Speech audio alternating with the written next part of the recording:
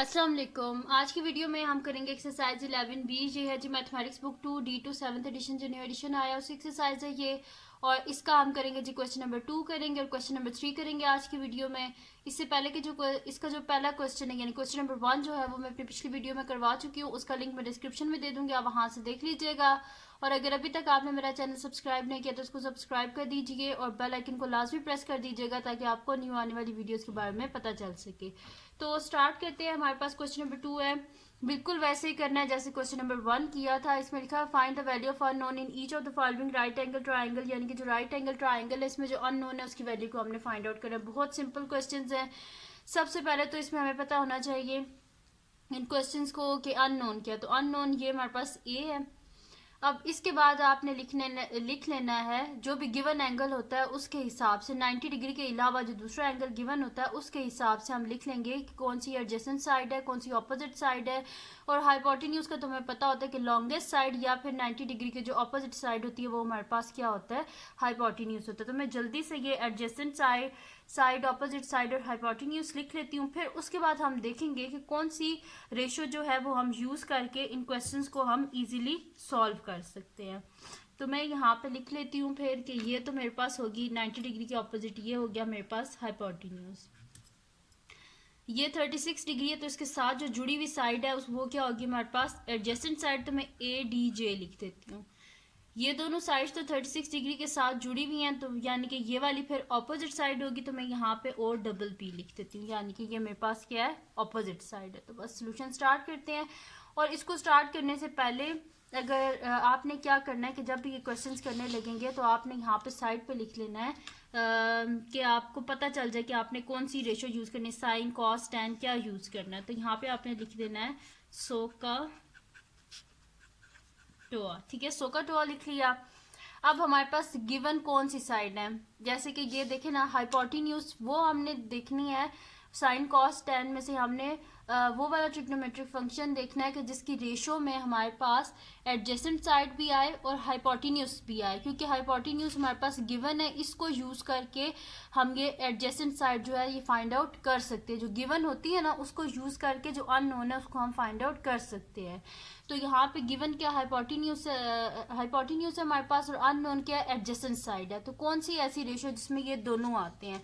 तो अगर आप कॉस को देखें, ये जो हमारे पास है का जो है सो का, यानी कि ये वाली जो है हमारे पास कॉस में देखें एडजेसेंट साइड भी है, हाइपोटेन्यूज भी है, यानी कि इसको यूज करके हम इजीली जो है वो फाइंड आउट कर सकते हैं हमारी अननोन साइड को। तो मैं यहाँ पे लिख देती हूँ कि जो भी एंगल होगा ना, जैसे कि हमने जब रेशियोज पढ़ी थी तो हमने लिखा था कि cos of A is equals to adjacent side ratio hypotenuse. तो अब हमारे पास एंगल गिवन है, उस ए की जगह आप क्या करेंगे, एंगल लिख दें, यानी कि हम लिख देंगे cos 36 degree is equals to, ratio को हम डिवाइड में भी लिख सकते हैं। तो मैं यहाँ पे लिख देती हूँ एडजेसेंट डिवाइडेड बाय हाइपोटेन्यूज। तो यहाँ पे cos of 36 degree is equals to, adjacent side हमारे पास किसके इक्वल है, a के इक्वल। तो इसकी जगह लिख देंगे a डिवाइडेड बाय हमारे पास हाइपोटेन्यूज क्या है 13.5। तो मैं यहाँ पे लिख देती हूँ 13.5। अब हम क्या करते हैं, कैलकुलेटर लेते हैं और इसको सॉल्व कर लेते हैं। तो कैलकुलेटर पे मैं लिख लेती हूँ cos 36। तो cos 36 इज इक्वल्स टू मेरे पास आ रहा है 0.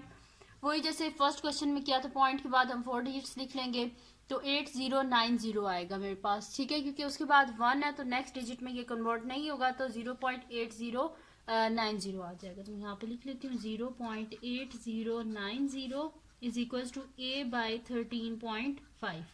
अब हमें किसका आंसर चाहिए, हमें ए का आंसर चाहिए। तो डिनोमिनेटर में हमें 13.5 जो है ये नहीं चाहिए। तो मैं क्या करूँगी कि बोथ साइड पे 13.5 से मल्टीप्लाई कर दूंगी, तो मेरे पास क्या आंसर आ जाएगा, ए का आंसर आ जाएगा। ठीक है, तो मैं यहाँ पे लिख देती हूँ 13.5 multiply by 0.8090 is equals to 13.5 multiply by A by 13.5। अब जो कटिंग हो रही है वो हम कटिंग कर देंगे और बाकी हम इसका आंसर लिख लेंगे। ठीक है, तो मैं यहाँ पे लिख लेती हूँ कि a इज इक्वल्स टू, इन दोनों को हम आपस में मल्टीप्लाई कर देते हैं 13.5 को और 0.8090 को। ठीक है, तो ये मेरे पास आंसर आ रहा है मेरे पास आ रहा है 10.92। हम आपकी बुक के एंड में जितने भी आंसर हैं वो 3 सिग्निफिकेंट फिगर्स तक है। तो फर्स्ट सिग्निफिकेंट फिगर हो गया 1, सेकंड हो गया 0 और थर्ड हो गया 9। 9 के बाद 2 है, इस वजह से नेक्स्ट डिजिट में कन्वर्ट नहीं होगा, 9 ही रहेगा। तो मैं यहाँ पे लिख देती हूँ 10.9। ठीक है, तो यही बस हमने फाइंड आउट करना था ए की वैल्यू को, और मैंने इसे फाइंड आउट किया है 2-3 सिग्निफिकेंट फिगर्स तक फाइंड आउट किया है। ठीक है, तो ये आ गया मेरे पास ए का आंसर। ठीक है, यानी कि ये जो ए एन अननोन ये मेरे पास है, इसकी वैल्यू है 10.9 और साथ में मीटर्स। ठीक है, मीटर यहाँ पे ऑलरेडी लिखा, बस जैसे यहाँ पे मैंने नहीं लिखा। तो ए का आंसर आया 10.9। अब हम करते हैं इसका नेक्स्ट पार्ट जो कि मेरे पास है इसका बी पार्ट। तो बी पार्ट में भी हमने अननोन जो है उसी को फाइंड आउट करना है। तो यहाँ पे अननोन क्या है हमारे पास, यहाँ पे अननोन हमारे पास बी है, यानी कि हमने बी की वैल्यू को फाइंड आउट करना है। तो बिल्कुल वैसे करेंगे जैसे हमने प्रीवियस क्वेश्चन जो है उसको हमने किया है। तो हमारे पास क्या है जी, वही लिख लेते हैं, सो का टोआ। ठीक है, मैंने लिख दिया सो का टोआ। तो आप देख लें जो गिवन है और जो अननोन है उन दो वो देखते हैं कि वो किस रेशो में आ रहा है। तो हमारे पास क्या है, सबसे पहले तो मैं यहाँ पे लिख लेती हूँ कि मेरे पास क्या है, ये 90 डिग्री है। इसके ऑपोजिट हमारे पास क्या होगा, हाइपोटेन्यूज होगा। तो मैं यहाँ पे लिख देती हूँ हाइपोटेन्यूज HYP लिख देती हूँ। और जो ये देखें ना, जो लॉन्गेस्ट साइड होती है वो हमारे पास हाइपोटेन्यूज है, यानी कि 90 डिग्री के बिल्कुल ऑपोजिट। बाकी जो ये जो गिवन एंगल होता है इसके साथ जो जुड़ी हुई साइड होती है ये हमारे पास क्या होती है, एडजेसेंट साइड होती है। और इसके जो ऑपोजिट साइड होती है ये हमारे पास ऑपोजिट ही होती है। तो अब हम देखते हैं कि ये जो गिवन साइड कौन सी है, एडजेसेंट साइड है, और जो अननोन है वो कौन सी है, हाइपोटेन्यूज। तब हम देखते हैं जो ट्रिग्नोमेट्रिक फंक्शंस है इसमें से कौन सी, इनमें से किसकी ऐसी रेशो है कि जिसमें हमारे पास एडजेसेंट साइड भी आती है और हाइपोटेन्यूज भी आती है। तो वो कॉस ही है, यानी कि क्वेश्चन नंबर 2 जो है इसके दोनों क्वेश्चन हमारे पास कॉस के हैं। ठीक है, यानी कि यही है हमारे पास। तो स्टार्ट करते हैं, मैं यहाँ पे लिख देती हूँ cos 61 degree is equals to solution, और मैं यहाँ पे लिख देती हूँ cos 61 degree is equals to, हमारे पास आ जाएगी एडजेसेंट रेशो हाइपोटेन्यूज। तो cos 61 degree is equals to adjacent side क्या है हमारे पास 17 है, डिवाइडेड बाय हाइपोटेन्यूज क्या है, b है। ठीक है, अब हमें क्या चाहिए, हमें चाहिए जी आंसर चाहिए b का। तो b को डिनोमिनेटर में से आप क्या करें, ख़त्म कर लेंगे। पहले cos 61 डिग्री फाइंड आउट कर लेते हैं। सॉरी, cos 61 हमारे पास आ रहा है 0.4848। 8 के बाद 0 है, यानी कि ये 8 ही रहेगा। मैं पॉइंट के बाद 4 डिजिट्स लिख रही हूँ। ठीक है, तो मैं यहाँ पे लिख देती हूँ 0.4848 is equals to 17 by b। हमें b का आंसर चाहिए, इस वजह से बोथ साइड पे b से मल्टीप्लाई कर देते हैं ताकि डिनोमिनेटर में से b खत्म हो जाए। तो मैं यहाँ पे लिख देती हूँ b multiply by 0.4848 is equals to b multiply by 17 by b। अब यहाँ पे आप देखें कि b और b आपस में कैंसिल आउट हो जाएंगे, यानी कि हमारे पास आ जाएगा 0.4848 b इज इक्वल्स टू 17। ठीक है, तो हमें क्या चाहिए, b का आंसर चाहिए। तो हम बोथ साइड पे 0.4848 से डिवाइड कर देते हैं ताकि हमारे पास सिर्फ b यहाँ पे रह जाए। ठीक है, अब यहाँ पे आप देखें ये 0.48 और ये आपस में कट गए, यानी कि b इज इक्वल्स टू हमारे पास क्या आ जाएगा, b इज इक्वल्स टू 17 को डिवाइड कर देते हैं 0.4848 से। तो ये मेरे पास आ रहा है जी 35 है, ये 35.06। आपकी बुक के अंदर में 3 सिग्निफिकेंट फिगर्स तक है। तो यहाँ पे हमारे पास क्या आ जाएगा 35.0, और 0 के बाद क्या 6 है, तो 0 नेक्स्ट डिजिट में कन्वर्ट हो जाएगा, यानी कि हमारे पास 1 हो जाएगा। तो मैं यहाँ पे लिख देती हूँ 35.1, और मैं यहाँ पे लिख देती हूँ मैंने इसे कहाँ तक राउंड ऑफ किया है, 2-3 सिग्निफिकेंट फिगर्स तक मैंने इसे राउंड ऑफ किया है। ठीक है, तो ये आ गया मेरे पास b का आंसर, यानी कि b हमारे पास क्या है 35.1, और साथ में मीटर्स ऑलरेडी लिखा हुआ है यहाँ पे। तो यहाँ पे सॉल्व हो गया कम्प्लीटली हमारे पास क्वेश्चन नंबर 2। अब हम चलते हैं नेक्स्ट क्वेश्चन की तरफ, जो कि है हमारे पास इसका क्वेश्चन नंबर 3। तो क्वेश्चन नंबर 3 में हमने क्या करना है, इसमें भी अननोन को ही फाइंड आउट करना है। तो बस स्टार्ट करते हैं। ए पार्ट है सॉरी, जो लॉन्गेस्ट साइड है वो हमारे पास क्या होती है, हाइपोटेन्यूज या 90 डिग्री के ऑपोजिट साइड। तो इधर मैं लिख देती हूँ हाइपोटेन्यूज, ठीक है। ये हो गया हमारे पास हाइपोटेन्यूज। बाकी जो है वो मैं यहाँ पे लिख लेती हूँ। ये हो गया जी हाइपोटेन्यूज।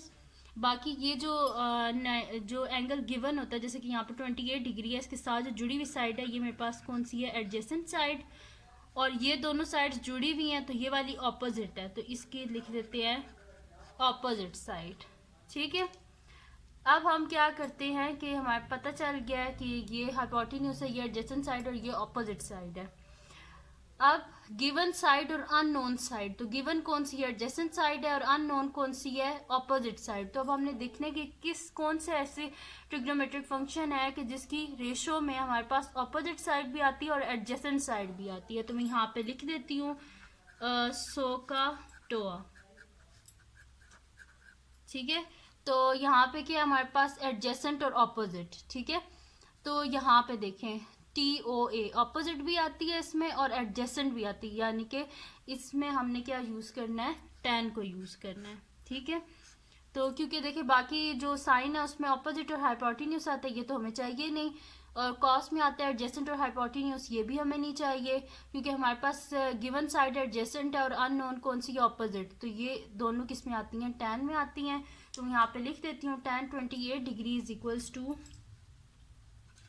सोल्यूशन लिख के मैं यहाँ पे लिख लेती हूँ कि tan 28 degree is equals to हमारे पास क्या आ जाएगी, opposite side divided by hypotenuse, ठीक है। सॉरी एडजेसेंट था, इसको हम दोबारा लिख लेते हैं, ADJ लिख देती हूँ, ठीक है। ये नहीं है तो ऑपोजिट रेशो एडजेसेंट है, रेशो को डिवाइड में भी लिख सकते हैं। तो मैं यहाँ पे लिख देती हूँ tan 28 degree is equals to opposite side क्या है मेरे पास A है और एडजेसेंट साइड क्या है 14, ठीक है। अब हमें किसका आंसर चाहिए, A का आंसर चाहिए। तो बोथ साइड पे बस 14 को मल्टीप्लाई कर देंगे। उससे पहले हम क्या करते हैं, tan 28 को फाइंड आउट कर लेते हैं। तो tan 28 इज इक्वल्स टू हमारे पास आ रहा है 0.5317 पॉइंट के बाद 4 डिजिट्स लिख रही हूँ और 7 के बाद 0 है, तो जैसे ये 7 ही रहेगा। तो मैं यहाँ पे लिख लेती हूँ 0.5317 इज इक्वल्स टू A/14। अब हमें A का आंसर चाहिए, इस वजह से हम क्या करेंगे, बोथ साइड को 14 से मल्टीप्लाई कर देंगे, ठीक है। तो मैं यहाँ पे लिख देती हूँ 14 multiply by 0.5317 is equals to A/14 multiply by 14। Both side को मैंने 14 से मल्टीप्लाई कर दिया। 14 और 14 आपस में कैंसल आउट और 14 को मल्टीप्लाई कर देते हैं 0.5317 से। तो ये मेरे पास आ रहा है जी 7.4438 आ रहा है मेरे पास, ठीक है। तो मैं इसको लिख लूँगी क्योंकि हम आपकी बुक के एंड में जितने भी आंसर हैं वो कहाँ तक हैं, 3 सिग्निफिकेंट फिगर्स तक हैं।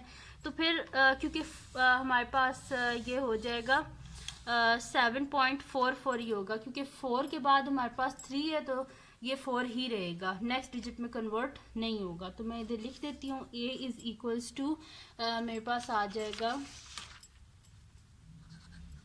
जी 7.44। मैंने इसे राउंड ऑफ किया है टू 3 सिग्निफिकेंट फिगर्स तक, ठीक है। ये देखें 7.44 है, ठीक है, और 4 के बाद 3 है, यानी कि ये 4 ही रहेगा, नेक्स्ट डिजिट में कन्वर्ट नहीं होगा। तो A का आंसर आ गया हमारे पास 7.44, यानी कि ऑपोजिट साइड है हमारे पास 7.44 और साथ में सेंटीमीटर ऑलरेडी यहाँ पे लिखा हुआ है। अब इसका नेक्स्ट पार्ट करते हैं जो कि हमारे पास है B पार्ट। तो इसमें भी हम साइड्स जो है इनके नेम पहले लिख लेते हैं। तो ये 90 डिग्री का एंगल है, इसकी जो अपोजिट साइड है वो हमारे पास होगी जी हाइपोटेन्यूज, या जो कह लें कि लॉन्गेस्ट साइड भी हाइपोटेन्यूज होती है। ये हमारे पास गिवन एंगल है, तो एंगल के साथ जो जुड़ी हुई साइड होती है ये कौन सी होती है, एडजेसेंट साइड, ठीक है। और इसके जो ऑपोजिट होती है, यानी कि ये दो साइड्स तो इसके साथ जुड़ी हुई है, तो ये वाली साइड ऑपोजिट होगी, तो यहाँ पे हम लिख देते हैं ऑपोजिट साइड, ठीक है। मैंने लिख दिया OPP। सही है। अब हम क्या करते हैं यहाँ पे कि सॉल्यूशन स्टार्ट करते हैं और ठीक है, तो मैं यहाँ पे लिख लेती हूँ SOHCAHTOA ताकि मुझे पता चल सके। ठीक है, SOHCAHTOA मैंने लिख लिया। अच्छा जी, अब हमने देखना है कि कौन सी हमारे पास ऐसा ट्रिग्नोमेट्रिक फंक्शन है जिसकी रेशो में हमारे पास ये देखें गिवन साइड कौन सी, ऑपोजिट साइड, और फाइंड आउट कौन सी करनी है, एडजेसेंट साइड। तो कौन से हमारे पास ऐसी ट्रिग्नोमेट्रिक फंक्शन है जिसके बीच में ऑपोजिट भी आता है और एडजेसेंट भी आता है, तो वो tan ही है। यानी कि क्वेश्चन नंबर 3 के दोनों क्वेश्चन हमारे पास किसके हैं, tan के हैं। तो यानी कि ये यूज होगा हमारे पास। तो फिर हम यहाँ पे लिख लेते हैं कि tan जो गिवन एंगल है वो साथ लिख लेंगे, 62.5 डिग्री इज इक्वल्स टू हमारे पास क्या है, ऑपोजिट रेशो एडजेसेंट साइड। तो यहाँ पे tan 62.5 degree is equals to opposite side कौन सी है हमारे पास, 13 है, और एडजेसेंट साइड क्या है हमारे पास, b है। ठीक है, तो सबसे पहले तो हम फाइंड आउट कर लेते हैं tan 62.5। तो मैं यहाँ पे लिख देती हूँ tan 62.5। तो ये मेरे पास आ रहा है 1.9209। पॉइंट के बाद 4 डिजिट्स लिख लेते हैं। तो यहाँ पे फर्स्ट डिजिट पॉइंट के बाद 9 है, फिर 2 है, फिर 0 है, फिर 9 है, और 9 के बाद 8 है, यानी कि ये नेक्स्ट डिजिट में कन्वर्ट होगा। तो 9 है, तो नेक्स्ट डिजिट क्या हो जाएगा हमारे पास, 10 हो जाएगा। 0 9 10 बन जाएगा। तो मैं यहाँ पे लिख दूंगी 1.9210। ठीक है, 0 9 था तो उसके बाद 8 था, तो यानी कि वो 10 हो गया। या सिंपल अगर आप कहें तो ये 9 था ना, तो 9 के बाद 10 था, तो 0 और 1 कैरी, यानी कि यहाँ पे फिर 1 आ गया हमारे पास। या सिंपल अगर कर लें कि 0 9 है तो आगे 8 है, तो बस ये 10 हो गया। 1.9210 इज इक्वल्स टू 13/b। अब हमें b का आंसर चाहिए और b डिनोमिनेटर में, तो हम क्या करेंगे, बोथ साइड पे b से मल्टीप्लाई कर लेंगे। 13 डिवाइडेड बाय b। अब b और b आपस में हो जाएंगे हमारे पास कैंसिल आउट। ठीक है, ये मैंने काट दिए, तो यहाँ पे मेरे पास आंसर आ जाएगा, बल्कि इसको यहाँ पे हमें क्या करना पड़ेगा, मेरे पास आ जाएगा 1.9210 इज इक्वल्स टू 13, और यहाँ पे मेरे पास साथ में b भी है। ठीक है, अब हमें क्या आंसर चाहिए, b का आंसर चाहिए, साथ में हमें ये 1.9210 नहीं चाहिए। तो हम बोथ साइड पे क्या कर देंगे, 1.9210 से डिवाइड कर देंगे।